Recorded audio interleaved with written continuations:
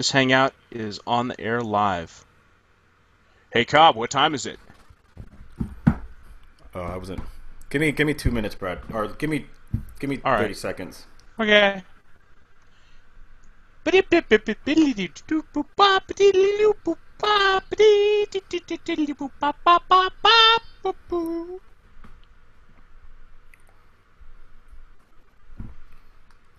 Alright. Now I need to change my settings on my phone. Alright, all done.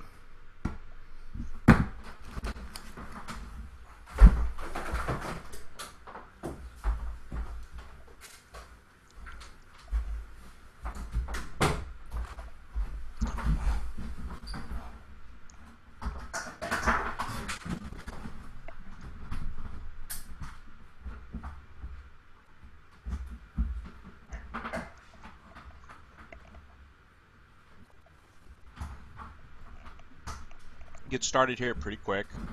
Ba-dum-bum-bum-bum-bum.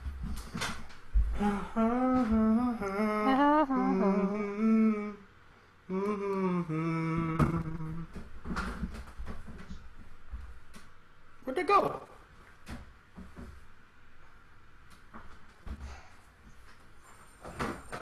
the hell? Get over there. Oh, shoot. Alright. Hey Cobb, what time is it? Tea time! Tea time! Free time! Anytime! Listen! Watch! Don't mind! Tea time!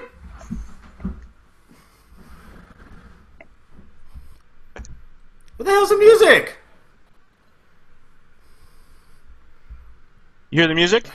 No. I don't hear Are squat. you serious? I don't hear nothing. We're gonna have to start over. Okay, hold on. I got my hangout screwed up. Damn it.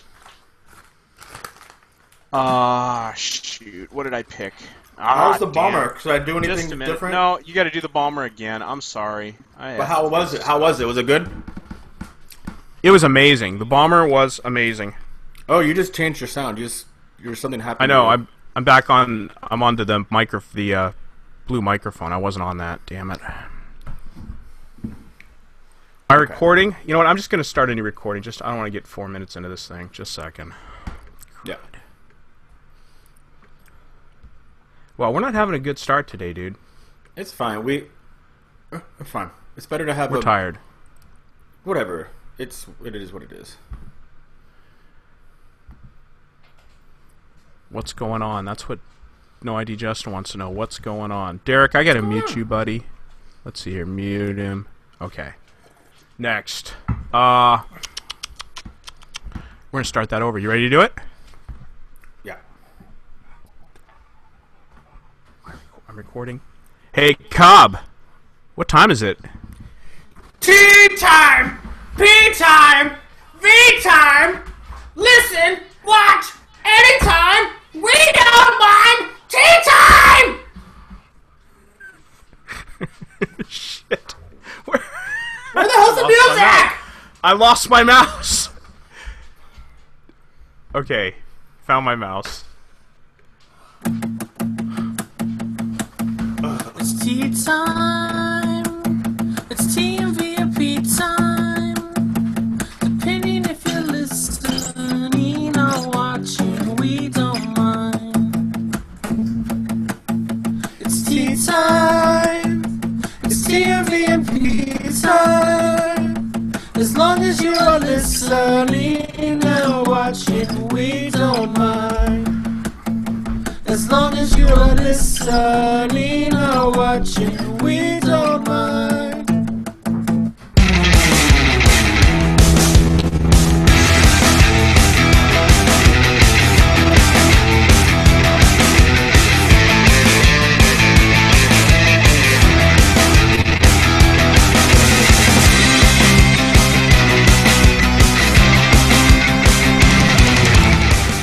Welcome to the Tweeting Maury videocast with Brad Hutchings and Jay Cobb. We're videocasting live on YouTube today from 1 p.m. to about 2 p.m. Pacific. We're gonna have a great time today. If you're watching this, please share a link with your friends. How you doing, Cobb? Great to be live on YouTube with the TMV, Brad. Hey everyone out there in Moorland, welcome to the Tweeting Moyer videocast, home of the premier source of sports fan fiction. Here's how to interact with us live. To tweet our show, hashtag TheTMV. The GoToMeeting ID is 370-737-669. So, hashtag your tweets, the TMV. The GoToMeeting ID is 370-737-669. We'll take calls as we work through our segments during the show today. Get on and have something to say. What's on our plate today? Well, Brad, we got winners of the week, your take, my take, Manuel and Gardena do-over, recap of Tuesday's show at Melrose Improv, and a recap of Uncle Dan's bachelor party. Please call in any time this hour if you'd like to chat. GoToMeeting ID is 370-739-669. We've got Derek and No ID Justin queued up already. Ready for this? Warriors! Warriors! Warriors! Warriors! Warriors!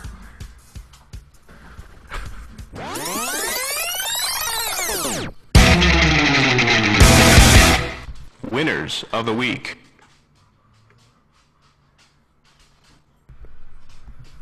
Oh, that's me. Let's try here. Let me key you up again. Just a second here.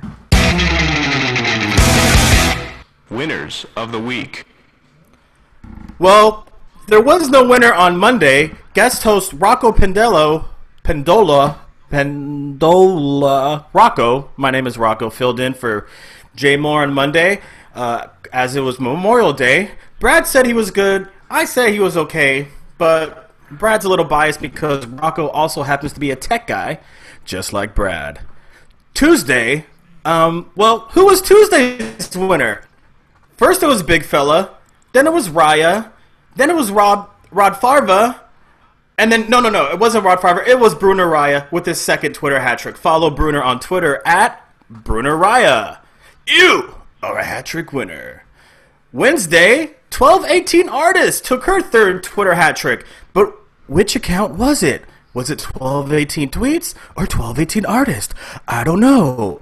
But she tweeted Toddler Tui all day to Jay Mohr Sports because Greg Tui was on his smartphone through the whole Jay Mohr Melrose Improv set, never looking up once. Follow 1218 Artist on Twitter. Yeah, what? Huh? Hello? Yeah, that's a video thing if you missed it, because Cobb was like pretending to play with his phone while he was trying to do winners of the week, and that kind of looked like Greg Tui at the Melrose Improv. Now, what I don't get though, Cobb, wait a minute here. Toddlers do typically play on their phones during dinner. Play on their parents' phones during dinner. Parents, adults are usually pretty good about not taking out the phones except to entertain the toddlers, right? Is that what you're going for there? That's bad parenting. You think? Mm-hmm. Greg Tui is the result of bad parenting. Oh, snap! You said Yes. it. I didn't say it. Continue.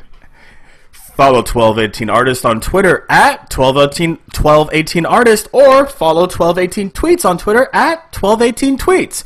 12, you are a hat trick winner. And on Thursday, RDP and RVA took his 7th Twitter hat trick crown. Follow him on Twitter at UVA Politics. Don't follow him at the Twitter handle I gave out last week, because last week I said it was wrong. It was the right one. Anyway, follow RDP. You are a hat trick winner. Friday, it should have been David Steinmetz for his hashtag Popovich tweets, but the intern couldn't find them. So we got our 100th Twitter Hat Trick Club member, Jacob Inventura. Follow Jacob Inventura on Twitter at Jacob_in_Ventura for tweeting Balmer as Ric Flair. Woo! Jacob, you are a hat trick winner.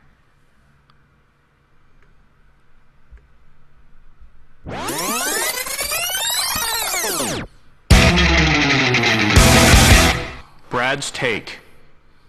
I'd like to talk playoff hockey versus playoff basketball today. On paper, they're really the same game, except that goaltending is allowed, encouraged, and celebrated in hockey. Speaking of goaltending, how does Adam Silver not drop a giant fine on Steve Kerr, head coach of the Golden State Warriors? In his job moonlighting as a TNT broadcaster last night, Kerr said that of course the refs gave the Spurs a make-up call after missing Ibaka's goaltend. I guess we can look forward to 2015. I guess we can look forward for me not being able to talk. I guess we can look forward to 2015 when Marv Albert's fake eyebrows won't even make the top 5 disturbing things about that broadcast. Mark Cuban has a problem with a ref? Have him guest call a Knicks game on TNT. Phil Jackson wants to get in somebody's head? He's third wheel for a Laker game. Steve Kerr has just made the TNT broadcast the immunity idol for the NBA's version of Maury.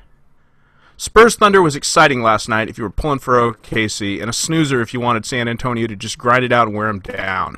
Credit to the OKC organization for the OKC Says Relax t-shirts. #timely. But seriously, the end of the game was handled in a classy way by the Thunder on their own court. Derek Fisher's playing career probably came to an end, and he did not disappoint with his hustle. I'm not sure what else the Thunder need to get over the hump. The MVP, Westbrook, and Ibaka are as talented a core three as individuals as I've seen in a while, and none are selfish players. Back to the basketball game itself. I watched the last quarter of it, and it was about twice as much as I needed to appreciate the dynamics of the game and come up with an angle on it. Not so with hockey. Friday night was Game 6 of Kings Blackhawks, and if you didn't get back in time from the first intermission, you missed the whole story of that game. Blackhawks got a goal from behind the net off the bottom of Quick skate.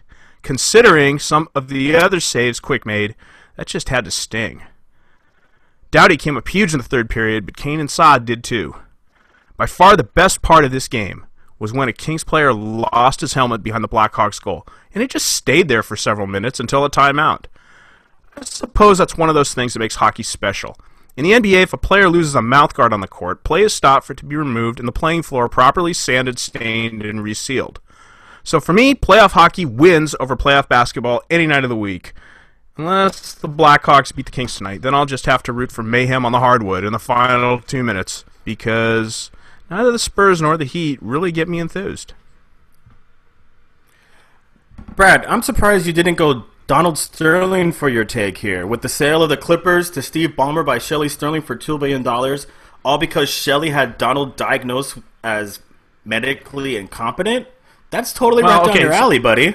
You're right, and you know what? It's that whole saga isn't over. Sterling, I think, has probably got a he's probably got a case for an injunction against this whole sale, based on this little tiny fact that he's really not mentally incompetent. He's just, a racist idiot. And, and I think the NBA, they were very, very happy to have this all polished off and done and not have to have their owners vote on anything on Tuesday. But I think this could come around in a month, and, this whole whether his lawyers can figure out how to get an injunction. Now, his lawyers absolutely blew it on Friday, suing the NBA. Basically minutes after, they'd taken a lot of time to craft this lawsuit that they filed, and they filed it basically minutes after the NBA announced that they'd seen the binding contract between the Sterling Family Trust and Steve Ballmer, and they were canceling the meeting for Tuesday, and the whole thing. And the lawsuit just looks completely out of place and out of context. But still, there's this finding of competence, mental incapacitation, that is gonna it's gonna hang over this for a while if Don Sterling wants it to. If he wants to put a kibosh in this, I think he could probably convince some judge to issue an injunction on the sale until a hearing can be had. And at which time the NBA is gonna have to go full court press on this again. They can't wait for a hearing. They can't wait for any of this other garbage. They got to go full court press and get their owners on the board of governors on record as to whether they want to boot the Sterlings out or not. Yeah, and any judge worth their grain of worth their weight in salt or whatever. Worth their rope. Worth their any judge worth the swing of their gavel. There you go. They're gonna see the timing of this diagnosis and be like, why was he diagnosed like this now? Why wasn't he diagnosed earlier? Why did this all come about now? He's been this way for decades. I'm not a doctor by any means, but I do engage with Alzheimer's patients from time to time. It's part of the duties of my job, of my profession.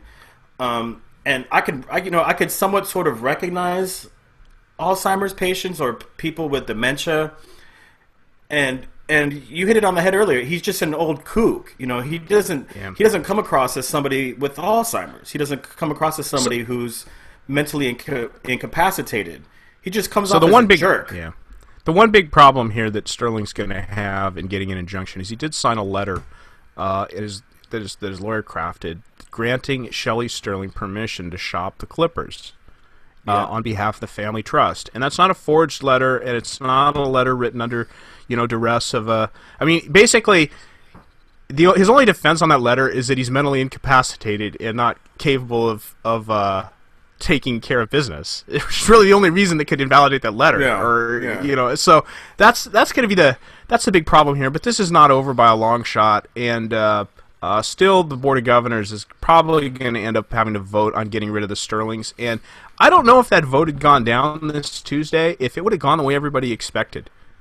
I think with a little bit of thought like that, I would not be surprised if Mark Cuban voted against it, and I wouldn't be surprised if he got 20 other owners to realize, hey, we can't strip the guy of the franchise. No way. It would have been unanimous. You think? If it wasn't going to be unanimous, they wouldn't have voted. They're not... Well, that's the point. They're not voting. They're not voting. But notice they're not voting now, Cobb. No, they're not voting anymore. But if it were to go to a vote, these things don't happen unless it's unanimous. But now they don't have to go through it. So they can say whatever they want publicly because they don't have to vote anymore. True, but I think they're going to end up having to vote on this eventually. Yeah. But the way these boys clubs work is that, they don't go through these things unless it's unanimous. Like it's the same at the NFL. It's the same in the country club. It's the same anywhere you go. Yeah. Well, like I said, notice now they're not voting on it. They found a convenient out, which is the sale to Ballmer, pending, there's an injunction or whatever. But I think if they really had the votes, I think they would have gone through with this just to say, don't F with us. All that aside, you know what? As much as I like the Sterling thing and as interesting as it is and everything else, there was so much more interesting stuff this week, whether it be basketball actually on the court, which was boring, or hockey, or, our trip to the Improv, your trip to Uncle Dan's bachelor party, whatever else. I just want to get on with that. So how about we do that? Okay. I have one quick question. Sure. Who's your favorite former Microsoft CEO? Well, that's a tough one because that's either Bill Gates or Steve Ballmer. Oh, not Paul. Was Paul Allen ever CEO, or he was just always? I really wasn't a big Microsoft watcher. He was always sort of a partner in it. But I think honestly, I don't know. I couldn't tell you the early Microsoft stuff. So sorry about that. All right. Ballmer's interesting. Ballmer's an interesting guy. I like Ballmer. I like his energy. Yeah. Everybody else mocks his energy. I like the guy's energy. Yeah. Well, it's because now the NBA has two Microsoft billionaires in their boys' club. Two Microsoft billionaires, yeah, exactly. No Google billionaires yet. No Oracle billionaires. Or an Oracle, no. Mm-mm. No Oracle billionaires. No widows of Apple billionaires. No, Microsoft owns this league. They do have a Carnival Cruise Line billionaire, though. They have a Yahoo billionaire also. And a couple Yahoos. Hey-o! Hey-o! All right, buddy. You're up with your take.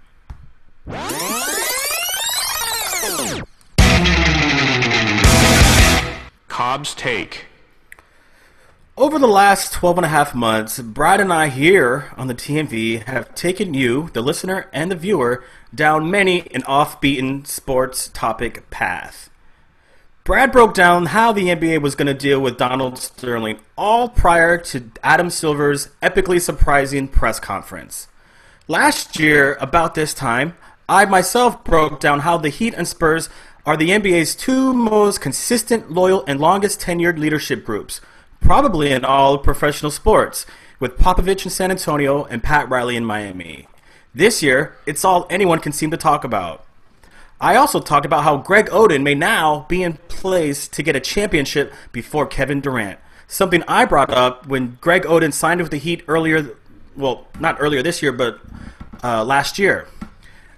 Another things, Brad broke down how the Kershaw extension and how the Dodgers expected to pay for it with money they didn't even have yet. The story there, the failed Sportsnet LA launch. After that, I then brought up how Vince Scully, well, before Vince Scully even got sick, that the Dodgers and Sportsnet LA are robbing baseball fans of what could possibly be Vin's last season. An angle Travis Rogers picked up on as well. So, the TMV, whether you're listening or watching, are ahead of our time. Yes, we are. And, by the way, something I was going to throw in my take is that yesterday, just scanning the dial in the afternoon, I did see a Dodgers game on Fox 11. So that was the first time I'd seen the Dodgers uniformed up on television since last October. Yeah. Yeah. Well, we saw the end of it at Pizzaville. Well, no, but that was on Sportsnet LA. I didn't count that. But I mean, just in my living room and whatever else to enjoy, a little bit of Dodgers. That was the first time since October. Yeah. And honestly, it just struck me as just something new and novel. And it's like behind hockey and basketball right now. So if it came on TV, I really wouldn't care.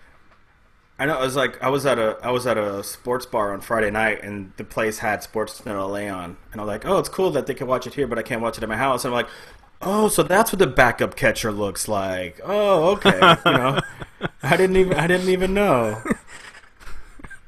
All these new experiences I'm having, and people are like, what do you think of the who's the new? Is it Hershiser? He's one of the new analysts, along with with Vince Scully and a couple of the other. Like it's guys that I don't even know who the guys are. I wish I could even speak on it, but I don't know how they're doing. The Dodgers aren't really having a great season. They're having a good one, but they're just so far behind the Giants right now. It's almost a non-story. And they've put themselves in a position to be a non-story because of how they treated their fans. Yeah, absolutely. But I just wanted. Go ahead. Yeah, I just wanted to pat ourselves in the back for being kind of like watchers of the night of sports and sports entertainment and sports business.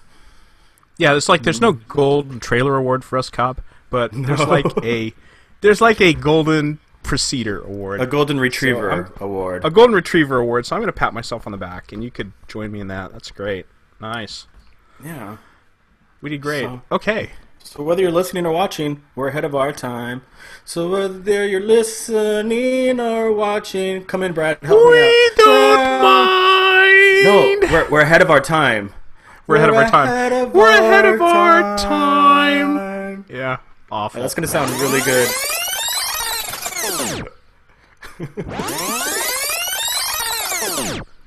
Manuel's a little bit long, so just put it away for 4 minutes. Manuel and Gardena.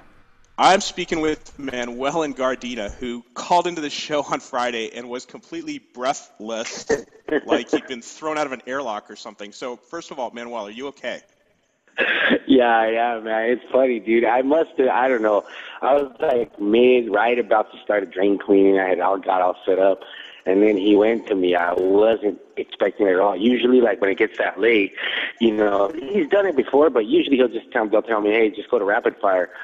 But they didn't, so it was kind of my bad, and that's why I just launched into it. But then, and then he kind of threw me off because I had said some more stuff about the Stern team, so I kind of had to back off on it, and then it was kind of like you were caught completely off, because he said making fun of Don Sterling. That's right, and that is So I was like, you know what? I tried to clean it up a little more because I had kind of, I did it Friday morning in my defense, before freaking the whole news about Alzheimer's, because I don't. That's hey, God bless his family. Anyway, the guy was certainly lucid enough on Anderson Cooper. I think it was you were thrown a real curveball there, and you handled it as best you could. But you wanted a redo, so we're going to provide you with time for a redo. Yeah, and you're awesome for that, B-Rad, because, I want the Warrior Nation, the Warrior universe, more like it, to just know, like, what it was supposed to sound like, and with the cleanup still, but this is, whenever you're ready, I'll start it. Drop it. All right. Hip Hop Friday. Jay Mohr Sports Hop Hip Zone. Buyer reveals top 3 of 5 cannibal hip bone. Eater, rhinos fast as a cheetah. Behind the scenes, zombie arms, ghost hands. Ramos hasn't a mean limb on his body. Get the silver bullet shoddy, but you can do no harm to the werewolf Gotti. Vivo Violante. Tinctures, the lovable stoner. Dags tight, meaning G'd up from the feet up, very wide. Where are you? Props to Beckett, Buttes, and Ryu. 21 innings of no hit ball. Man, so why you tripping? Cause Pop can't understand a banana mouth. Mickey Schwartz, the boss, and Coover God's clout. Diamond Dan also brought us the jewel, the dude with no pants. In Washington, no relation to great actor Joe Pants. Yo, Magic, you're better than all the smack talk Twitter wars and ball washing. Magic Johnson, top 50 shot hitter. Or Dodgers owners is who we love, not Viv Stivs. Homie, Sterling's get too Bill to go away to a phony, lonely, built up utopia. Steve Ballmer's a baller, but he sounds like the Riddler or a phony caller on rapid fire. Jay Mohr Sports is king. Hong Kong Tooie, we love you, baby, so let Barney sing. I love you, you love me, we're Jay Mohr Sports family. Out. Manuel, that was awesome. It sounded like you had enough air this time. And but I love the Barney, and the other part I loved was you had the dog effects going on in the background there a little bit, just like it was on a real episode of the TMV. I knew you were gonna like that effect. Yeah, the freaking dog. Some kids were like coming up to my next door neighbor's house, and they got dogs, and they were going crazy. Oh man, but it's all good, man. Hey, it's day in the life. That's the Mohr thing. You know how we do it, man. We handle our business and we do our thing, and we have fun doing it, just like JJ does. Absolutely. All right, buddy. You have yourself a great weekend. This will be on Sunday's show. Too. Thanks, B-Rad. Have a good one. All right, you too. Take care. All right.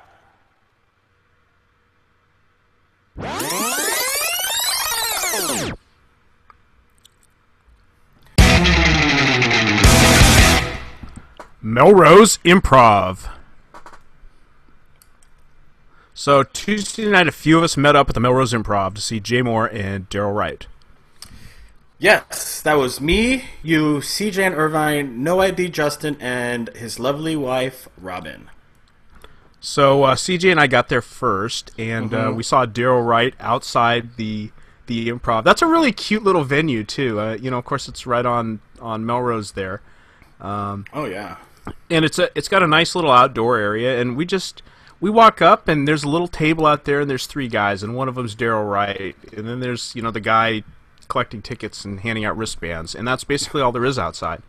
So we introduced ourselves to Daryl Wright. I guess CJ had met him before. I had not met him before. I was absolutely in awe. And then, of course, I was in awe about how tall the guy was, because the best picture I've seen of Daryl Wright is him standing next to Syl Jones. Yeah, and Syl Jones is like a 1.5 feet taller than him, so I figured Daryl Wright maybe like 5'2", 5'3", something like that. But it turns out that Syl Jones is actually... Yeah, it turns out Syl Jones is actually about 8 feet tall. Yeah. After driving there, we parked down the... You go down Melrose, we're going, I guess, west, and we passed the Improv and just found a side street and parked down it, so we had like a little quarter-mile walk or whatever. I did the same thing. Right. I drove, of course. I mean, it was my turn to drive with between me and CJ, and I drove. And I had actually, with all the bumpiness in the road and everything else, I had actually worked up an absolutely hostile stomach. So I called up Cobb and I said, "Dude, on your way, pick me up some non-fat milk and a thing of Tums." And Cobb came through. Yeah. Well, I would have been there earlier, and I probably would have been able to have some vodka with Daryl Wright had I not made that errand. So you kind of kiboshed me hanging out with Daryl, but I was able to speak with him, after the show was over, so that was neat, and I got to hear all about it before the show when you guys were talking about how cool he was pre-show, so that made me feel great. Yes, he was very cool. His manager came over. His manager actually, in his, I guess, in a previous life or previous career or whatever, had coordinated many of George Carlin's video specials. And as I'm amassing those at like about $11.99 each on Google Play lately, and I should have all 19 soon enough. Yeah, it's nice to see that his work is in there, and I met the guy that made that happen. That was kind of cool. Mm-hmm. Oh yeah, and on top of that, Daryl did great opening for JJ. Daryl killed it, dude. Daryl is a funny dude. I didn't think he was. I didn't really have anything to go off of aside from his show appearances and his appearances on Mohr Stories, but he's way funnier on stage than like even when he calls in and is on Mohr Stories. I mean, his Mohr Stories are hysterical. Like it doesn't, you can't top like all the Vegas stuff and the cage stuff and I mean, we don't need to go into it, but everybody's pretty familiar who listens to the show. And he just went off. He's like he's basically he cut down every stereotype you could have of him. He cut it down and he broke it apart, and then he rebuilt himself back up on stage. And while all that was happening, he was putting you on the floor with jokes. It was great. Absolutely. Yeah, speaking of cages, I did kind of want to ask him the other day how his caged bird was, but I thought that would be kind of insensitive, so I didn't ask him. What are you talking about? His caged bird? Oh, his caged lady? Maya Angelou, dude. No, Maya Angelou.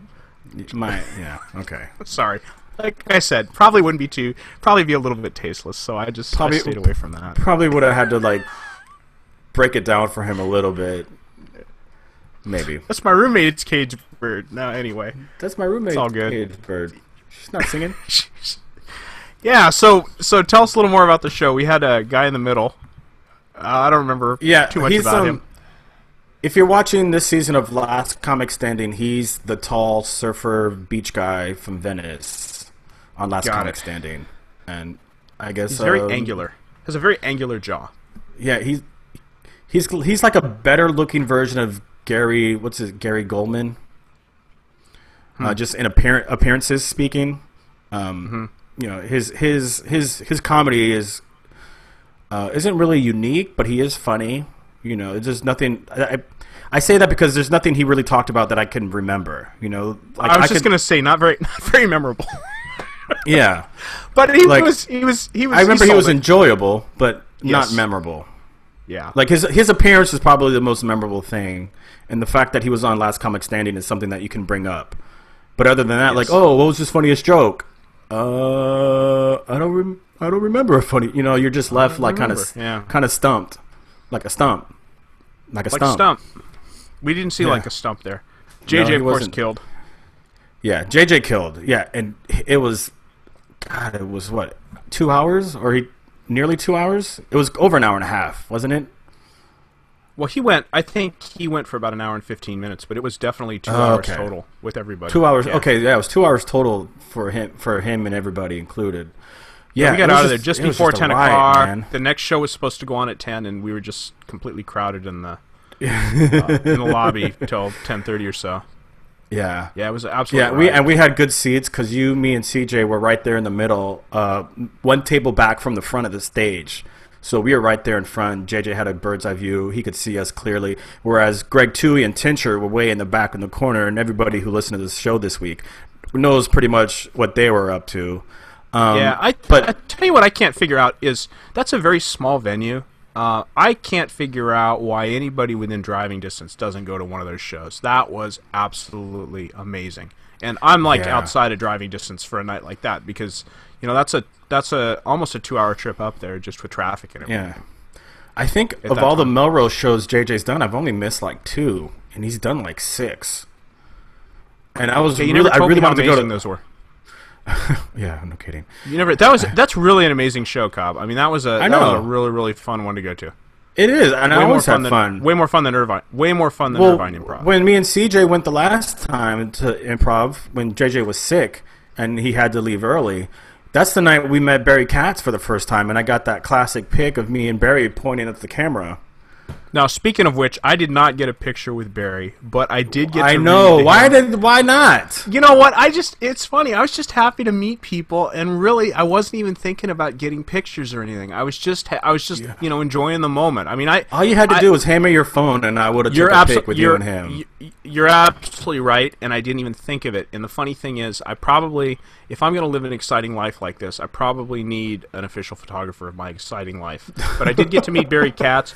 Yeah. And I immediately thought it was definitely a holy shit moment, and I immediately thought of I've got to read him Katz barbecue tweets from Alex Hernandez started the night before. So I did my tweet for him in full Katz voice, and I mean, I at least got a polite laugh out of him, which was good. I mean, he does the polite laugh better than anybody, because he was like absolutely guffawing over himself at how funny it was. Yeah, we're both doing Barry. Yeah, right. We're both doing Barry Katz, and two Barry Katz. You guys are idiots. He's just laughing. He's just laughing, and I guess the best part is he tells us he really probably needs to get involved in his social media accounts because he doesn't really know much about them. Yeah, and he admitted that he doesn't listen to Jay Mohr Sports as much as he probably should either, because he thought it was from the show. We're like, no, this isn't really from the show. This is just us goofing off on Twitter. So who else did we meet while we were standing there? That was another. We met somebody else. Right at about the time where we had him politely laughing, it was half polite laugh, half genuine laugh, I would think, from Barry. And then right about the time where I think I was just going to be like, all right, screw it. If Brad's not going to ask me to take a picture, I'm just going to take a picture. And right as that happened, I look to my left and I see Perry Farrell, or how do you say it, Perry Farrell? Whatever. And from Jane's Addiction, lead singer, and from Pona for Pyros, and now doing solo stuff. And I look, and I'm like, whoa. And I'm just, starstruck, because this is, growing up as a 90s kid, this is one of your, rock idols, Perry Farrell. And this is how you threw me off, dude. It's Perry Farrell. And when you said it's Farrell, I think, wait, it's that rapper dude. Well, that doesn't look like him. That's what got me all confused. Yeah. That's what just absolutely, I was like, whoa, what's going on here? Right, well, you know why I say Perry Farrell? Because his name, that Perry Farrell isn't his real name. It's a combination of names. Okay. He calls himself Perry Farrell because of peripheral vision. It's a play on words. So, you're using your peripheral. See, you know what? Actually, I'm completely confused. Cobb met him. Cobb's like, oh, I just thought your work was just so fantastic. You just had such an inspiration on my life and all this stuff. No, for real. Am I not? For real, I totally appreciate. I love your work. I love everything you've ever done. I want to have your kids for you. And Cobb was just ball washing like you wouldn't believe. Okay, it reminded me. No. It's your clothes. I'm close. You're dressing it up a little way more than you need to. It was a lot of thank yous. It was a lot of thank yous. It was very thank genuine. You this, it was a thank you that, thank you, and I think I ended it with just thank you for everything. He was our Lord, God, Savior. But he kind of basically was to a point. Got it. And I think the funniest juxtaposition of this whole thing is typically when you're thanking somebody that profusely, you're down on your knees and you're looking up at him. But this cat is not a tall cat. Yeah, I was basically looking directly at him. So Cobb is basically doing the Tim Duncan, where he's all slouched over. Okay. Hi, thank you for everything you've done in my life. And thank you for the music. Can you reach the microphone up here a little more? Thank you. Yeah. No, Cobb was awesome. It reminded me of long ago when Richard Nixon passed away. Just because of various things I'd wheeled my way into, I was asked to work the funeral.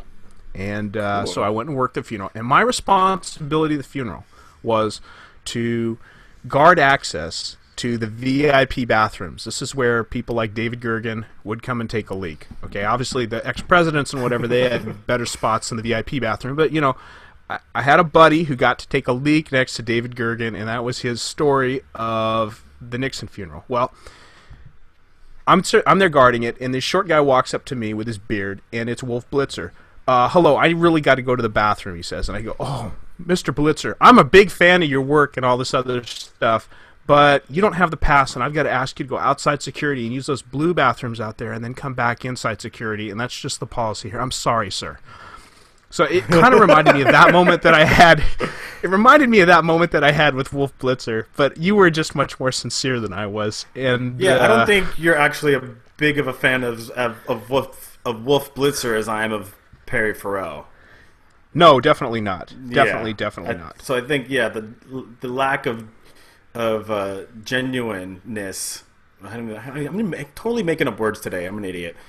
But you know what? I did sound sincere and starstruck because I was sincere and starstruck. At the same time, the guy was not allowed to use that bathroom, and that was my job, was to make sure that only VIPs use the bathroom, and I did my job to my fullest. That aside, so he walks up and Cobb after I'm done ball washing, right after he's done, I look to you. Look who this is. Look who this is. Brad's like, what? I'm like, what? And not only that, I've like just looked outside. There's like a whole bunch of lights. So I look back and I don't really see him or his face or anything. And I'm like, I don't quite recognize the name. And I'm like, oh, okay, that's cool. He's standing. He's offering his hand to shake my hand. And I'm just standing there like a complete idiot. And so finally he's probably like, has this, do you know who I am? Look on his face. And then finally just moves on. Like, screw this guy, Brad. Yeah, screw this guy Hutchings next to this guy Cobb. Basically, I was a complete jerk, and I really shouldn't have been. You shouldn't have just noticed his hot wife. I really didn't notice his hot wife. That could have just grabbed anyone else's attention. If you didn't, If you weren't starstruck by him, you could have just been like, "Oh, who's that? Who's on that guy's arm?"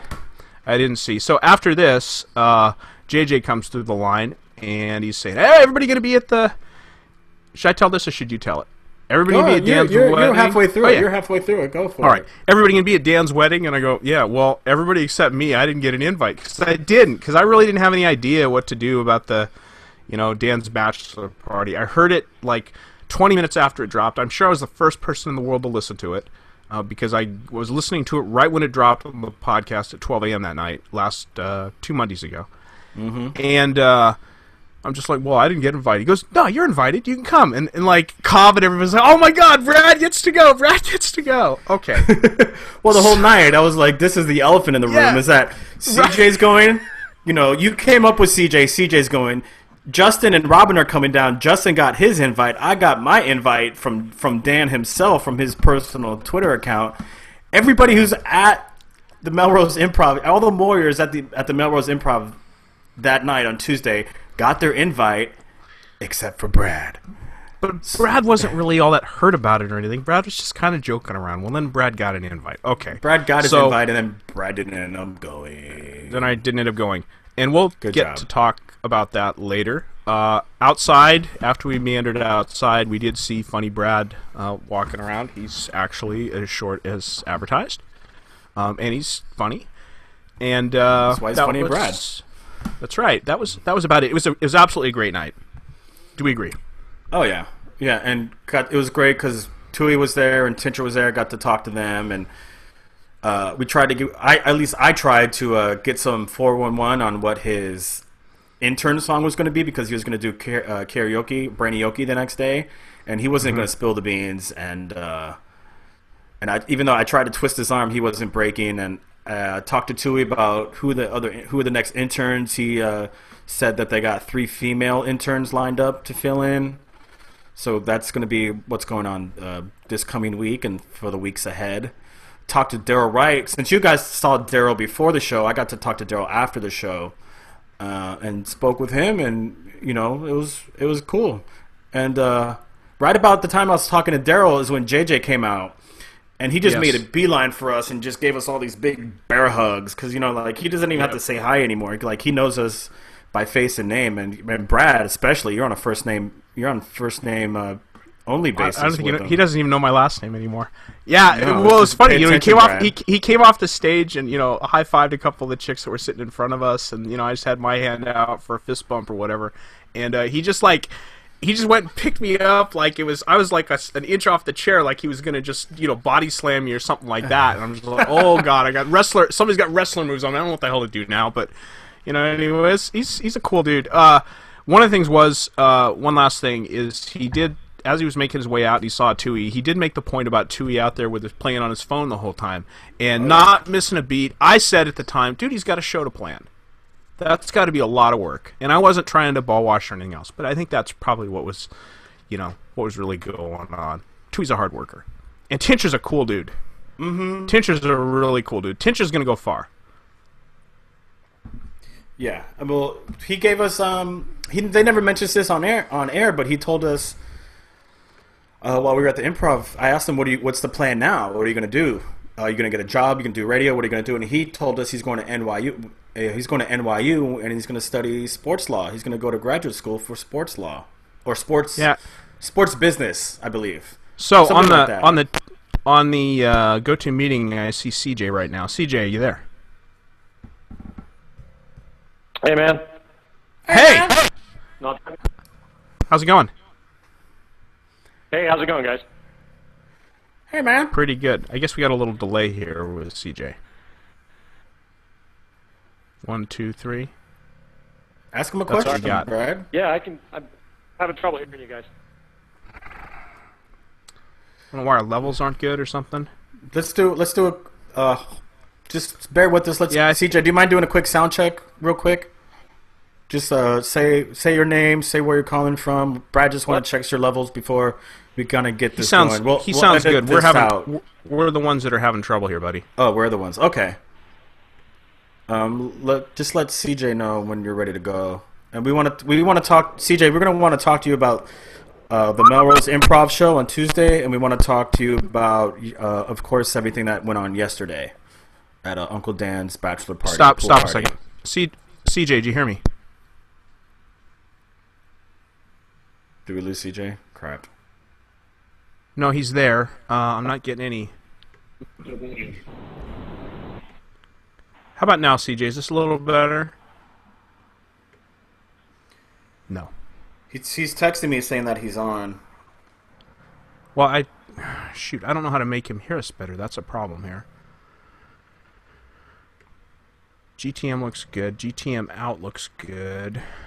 That level's okay. Ah, crud. He's saying his Wi-Fi is going in and out. Now he can't hear us at all. Now he can't hear us at all. Do you want me to tell him to hang up and call back? No, that's not going to help. I think we got some kind of a problem here. Do we have anyone CJ, else? can you hear us? I can hear your dog snoring, but I don't hear CJ. I know. I know. All right, that's not going to work very well. I hear something. Well, now Justin? Nah, it's CJ trying to mess around with his... Justin, can I hear you?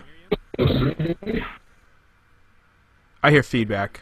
Yeah. That was you saying feedback. And it's like 3 seconds, too. Yeah. Forget it. This isn't working very good today. We're not getting CJ, Seahorse, or Justin, are we? I don't think we are. Let's just continue. I'm sorry. This just... Some days, sometimes you meet, sometimes you no meet. I'm gonna tell the Seahorse and CJ to hang up and try again. Should I? I don't think it's gonna. I don't think it's gonna matter. We got just a bad meeting connection or something. It just seems to be about a 3-second delay on GoToMeeting. Well, there's usually a delay, but not like that. Okay, I don't know. All right. Tell you what. Let's go on to Uncle Dan's. Let me lay down a. Yeah, shoot.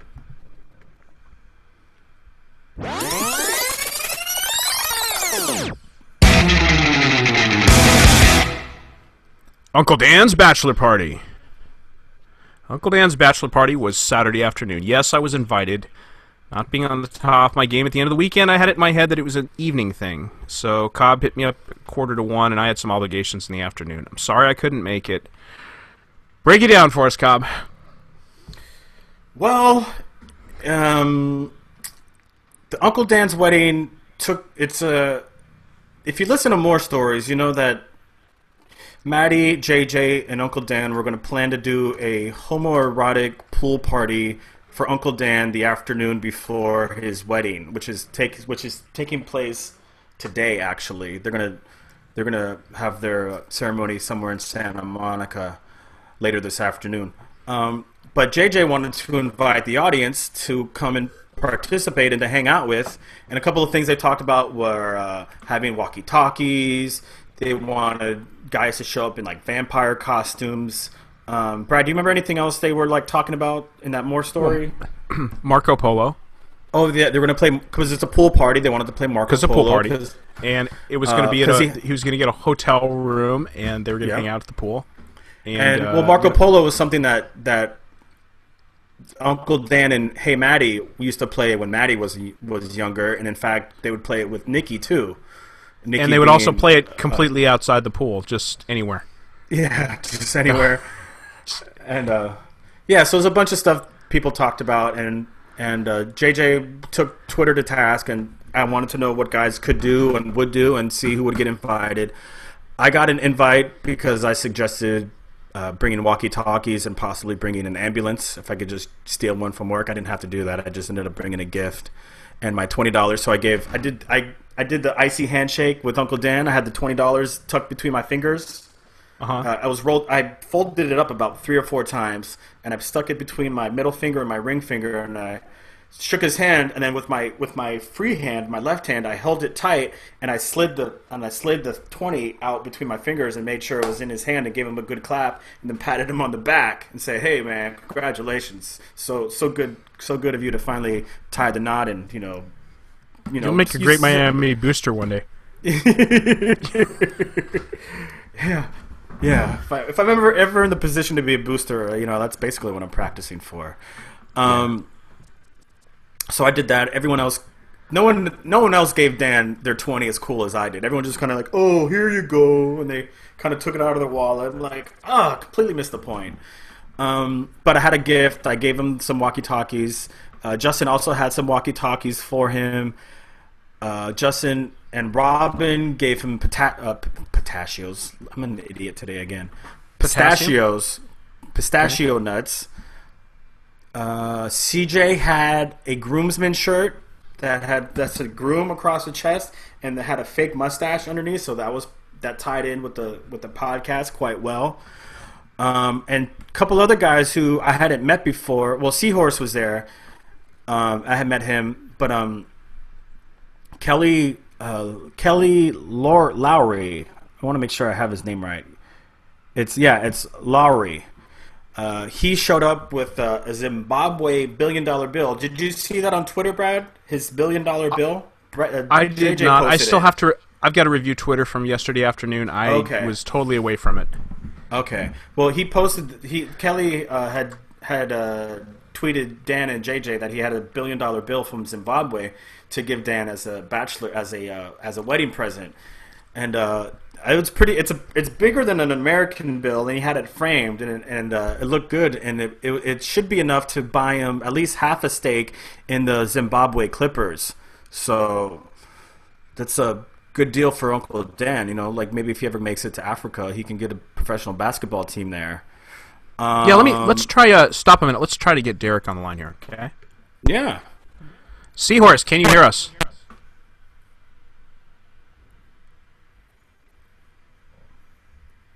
I'm gonna guess that's a no.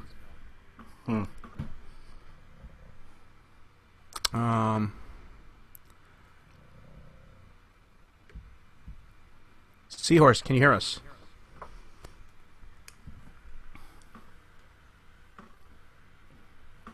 No, Seahorse can't hear us. You know what? Continue. There was another Mohr there who I hadn't met before, didn't know on Twitter, didn't know from tweeting, but it's actually a caller. His name is His name is Chris in LA. He's a former clone. He used to, I guess, the story goes, a couple guys remember him. He used to call in, and he used to is there a guy named Hacksaw or something from Jim Rome? Well, Hacksaw Reynolds. Was he a caller or I don't know? He was a wrestler or who? I don't know. A wrestler? Not Hacksaw Reynolds. Jim Duggan was a wrestler. Never mind. I'm thinking Hacksaw Reynolds was a linebacker for the 49ers. You're thinking about Lee Hacksaw Hamilton. I want to talk sports with you, Rancho Santa Monica. Okay, so that's a Rome thing. Well, it's Rome's impression of him is pretty over the top. He's actually still in San Diego. Lee Hacksaw Hamilton's still in San Diego doing sports. Oh, okay. He's like a legend. Yeah. Well, I guess he used to call in doing Hacksaw impressions or something in Rome. Right. Okay. Rome really liked him, and he'd call in and do a lot of smack about that. But now that Rome's gone from Fox Sports Radio, he just calls into JJ all the time. You know, he has like fond memories, like a lot of old clones do, but of the old Rome show. But you know, now they're full-on warriors. So we talked about that a lot. He actually has a Twitter handle at Chris Glav, so you can find him on Twitter. You can find Kelly Lowry on Twitter too. It's at Kelly D Lowry, and those guys are way cool guys. And we got No ID Justin, Seahorse, and CJ and I. We all got to know them pretty well. I brought, along with the walkie-talkies, I brought Maddie 2 packs of Newports, and I brought a cooler full, probably like 12 orange Gatorades. So when we went down to the pool, I had orange Gatorades for everybody. But then you were hydrated, man.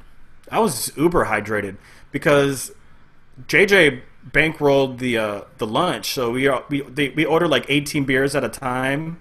So the guy made like maybe 3 or 4 trips because it wasn't just us there. There was Dan's family was there. Maddie was in and out, but there's like other in-laws and other family members. Most of them came from Massachusetts, where Dan's originally from.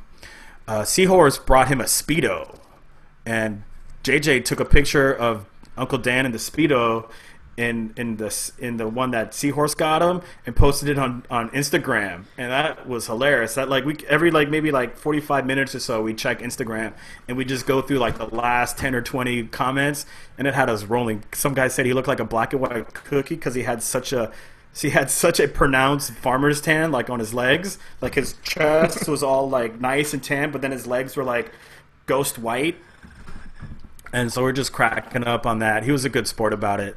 A lot of us got in the pool. Mackie showed up.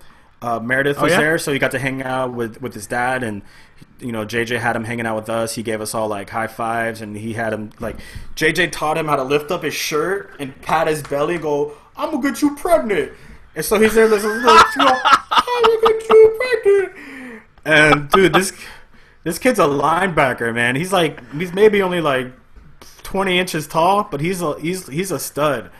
And he's thick, dude. So we had a lot of fun with him, and CJ got some great pics of Mackie jumping into the pool, and where JJ had his arms out ready to catch him, and he got him like in mid-flight, so it's like a real cool action shot. And if you go to CJ's Twitter, or you could go to his Twitter or his Instagram account, and you'll see those pics from yesterday. And yeah, we all got a bunch of cool pictures. We all talked for like a long time. We talked about Jay Mohr Sports. We talked about More Stories podcast. A lot of people wanted me to talk about the TMV. People wanted to talk about the Bakersfield show, and like they heard so many good stories about that. And it was just cool. Everyone had like good memories of like the last year and a half of Jay Mohr Sports, and you know, it's just another bucket list moment, another holy shit moment. Yeah, I feel awful. I mean, I really do, but yeah. Cobb, it's tough living this far down here because it's like, you know, if it were, I don't know, I could drop a whole bunch of things and go to something if it were 15, 20 minutes away. But it's when I don't get my day quite aligned right, honestly, I thought it was in the evening. I mean, I was just, when you texted me, I was like, whoa, 2 o'clock, are you kidding me? Yeah. But that, yeah, anyway. No, I'm glad you guys had a great time. That's cool. I'm gonna, you know, I try to make things that are up that way, you know, when I can, and you know, when I'm welcome. And it's yeah, we missed you. Like a couple people were asking, like, didn't Brad get an invite? Where's Brad? And yes, Brad got the invite, but he texted me and said that the time wasn't going to work for him, and you know. Yeah, Brad's a flake.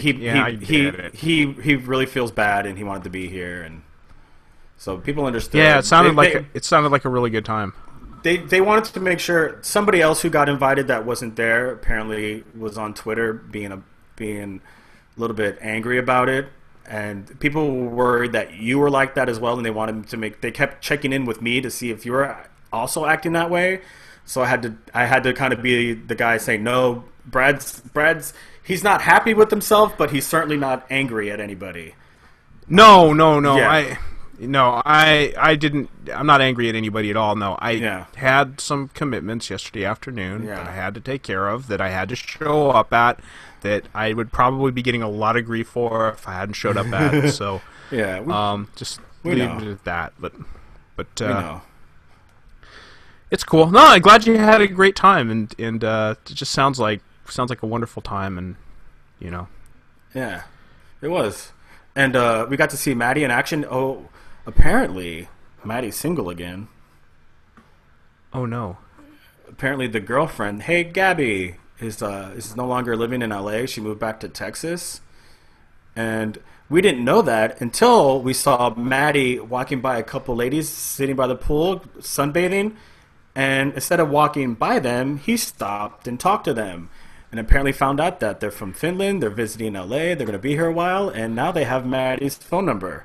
So like, oh, that's interesting, because we all thought Maddie had a girlfriend. And Uncle Dan's sitting there like, no, it's this kid's crazy. He had a girlfriend, but he doesn't, he's not single for very long. And yeah, so we got to see him in action. And these two girls, one of them was probably a 10, the other one was probably like an 8.5. I was like, damn it, Maddie, he's got a game. And we're just sitting there like, I don't have a game like that. I don't have anything close to that. You should have stolen his hat. I could. I already had a hat on. It'd be kind of dumb of me to steal a hat when I was already wearing a hat. Yeah, well, good for Maddie, I guess. Oh, too much. Yeah. Well, Cobb, it sounds like you guys had a great time. I'm glad to hear about it. I wish the GoToMeeting thing were working. Yeah. It had been so good for us listening, lately. Yeah, for like CJ, Justin, and Seahorse, if you're listening, maybe if we could work out a time for them to call in, or we could work out a recording, maybe we could do like a quick 2-3 minute interview with each of them, and then maybe edit that in for the edited podcast. What do you think about that, Brad? Yeah, why don't we do that after the show? That sounds good. Let's try that after the show. So we'll reach out to you guys and see, get a quick take on what happened yesterday, and even CJ, he was there on Tuesday as well, so we can get a quick two bits from him, because I think cool. I think it'd be good storytelling for everybody. Yeah, absolutely. Yeah, let's do that after. We'll start that after the show. We can get a few of those. Awesome. I think that sounds like everything, right, Cobb? Yeah, I think so. All right, man. Dude, it's already we're on hour 59 right now. I mean, listen to me, minute 59, the first hour. Yeah. Let's do thank yous.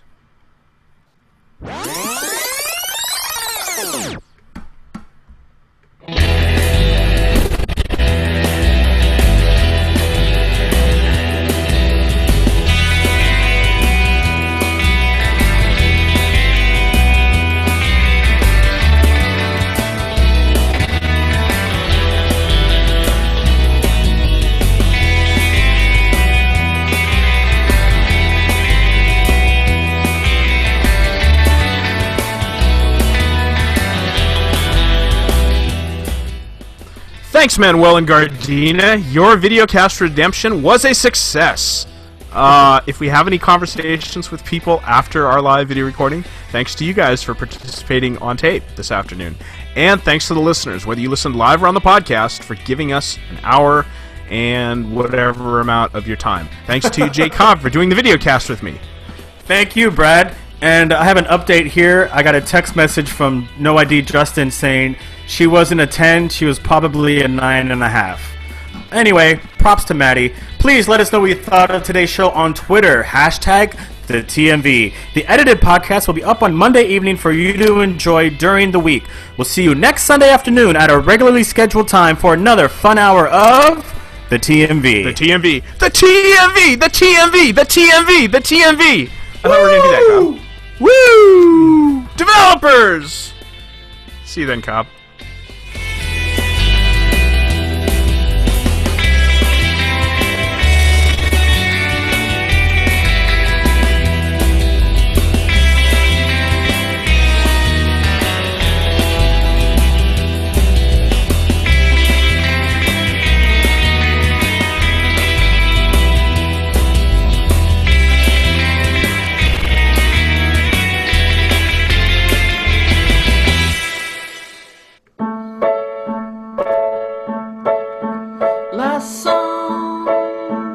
You've made it to the last song.